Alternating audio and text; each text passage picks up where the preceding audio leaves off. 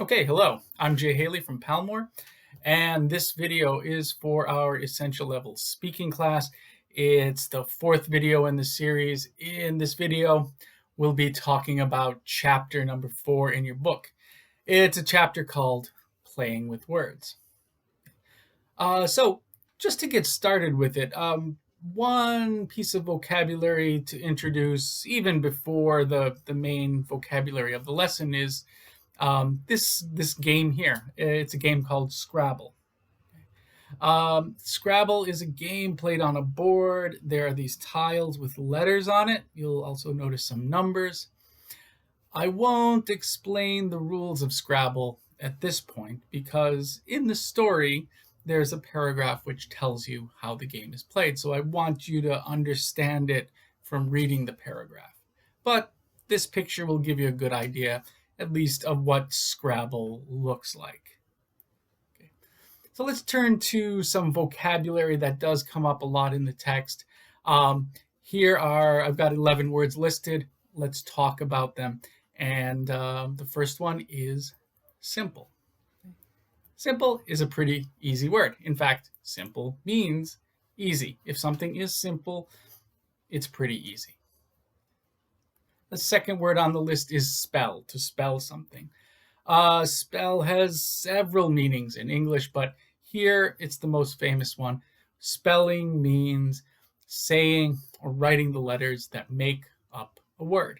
Now, for example, if I ask you to spell cat, you might say C-A-T, cat. Okay? You just spelled cat. A third word on the list is worth. Worth is it's talking about the value of something. Now here in this slide you'll see a lot of money, and a lot of things are the value of a lot of things are measured in money. You can put a dollar value on a lot of things, but worth is wider than that. You can talk about the worth of knowledge or the worth of experience, and it's not always about money. But worth is just the value of something. Fourth word on the list, I'm going to do 4 and 5 together. Number 4 is luck. Number 5 is skill. And the reason I'm putting them together is they're in some ways opposite words. So my question here, because I'm assuming you know the words, but the question here is, which would you rather have in life? Good luck or good skill? Take your pick. If you can get both, you're a very lucky person. Word number 6, tiny. Tiny it's shown very well in this picture.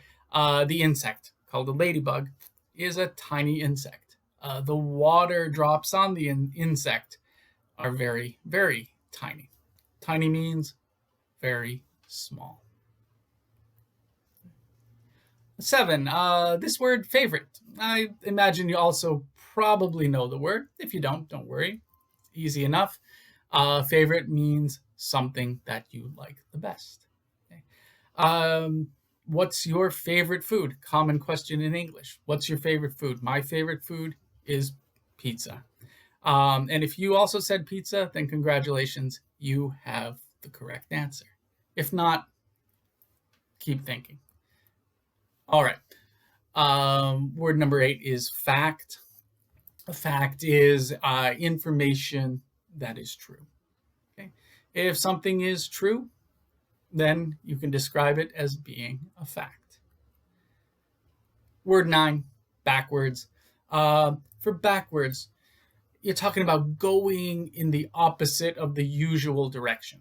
Like here in this picture, there's a car. The arrows are indicating that this car is not moving to the front. It is moving to the back. It is moving backwards. Word number 10, verb to look up. Looking up means searching for information. You can look up the information on the internet, on Wikipedia, in a dictionary. There are many places where you can go to search for information. When you do, you are looking up the information. Okay. Last word. It's not exactly a vocabulary word, but it's a yards is in this case going to be a measure of distance. You might remember the word distance from last week when we were talking about the runner who runs the very crazy long races. Yards is one way to measure distance. Here's the conversion. 1 yard is equal to 0.91 meters. In my regular life, I usually just imagine 1 yard and 1 meter are pretty much the same. It's almost equivalent or close enough. If you're a fan of American football, if you play golf, you might already know what a yard is. But now, if you hear people talk about yards, it's about 90 centimeters. All right, that's it for the vocabulary in this reading. In the next video, I'll be giving you some questions, again, based on the reading. So right now, stop what you're doing, go and do this reading in the book, and when you finish that, come on back. I'll give you some questions about what you read. Okay, thanks, and I'll see you in the next video.